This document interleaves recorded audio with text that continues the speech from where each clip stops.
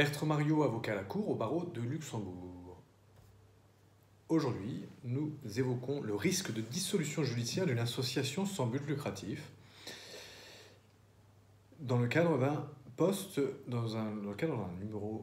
podcast numéro 29 et d'une vidéo numéro D18. Nous sommes aujourd'hui le 17 janvier 2020.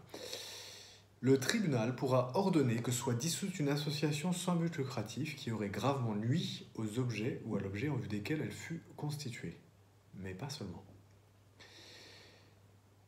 Les personnes pouvant déclencher l'action en dissolution judiciaire d'une association. Le tribunal pourra ainsi être saisi d'une requête soit d'un associé ou d'un membre, soit d'un tiers intéressé, soit du ministère public, donc le parquet. Les motifs de la requête. Le juge pourra être saisi d'une action en dissolution judiciaire pour les motifs suivants. Si une association était hors d'état d'assumer les engagements qu'elle a pris, ou si elle affectait son patrimoine ou les revenus de son patrimoine à des objets autres que ceux en vue desquels elle a été constituée. Ce motif est à rapprocher de l'abus de biens sociaux en matière commerciale. Le dernier motif, c'est que les deux derniers motifs, c'est que si l'association contrevenait à la loi ou à l'ordre public. C'est assez classique, ceci. S'agissant de l'affectation, la mauvaise affectation du patrimoine ou des revenus du patrimoine des associations, et que l'impertinence par rapport aux objets ou à l'objet en vue desquels l'association avait été constituée au début, c'est à rapprocher de l'infraction commerciale d'abus de biens sociaux. Bien évidemment, cette infraction ne s'applique pas aux associations car l'association n'est pas soumise au droit commercial n'étant pas une structure, une entité commerciale. Il n'en reste pas moins que l'association devra avoir une gestion de son patrimoine en adéquation avec l'objet ou les objets en vue desquels elle fut fondée.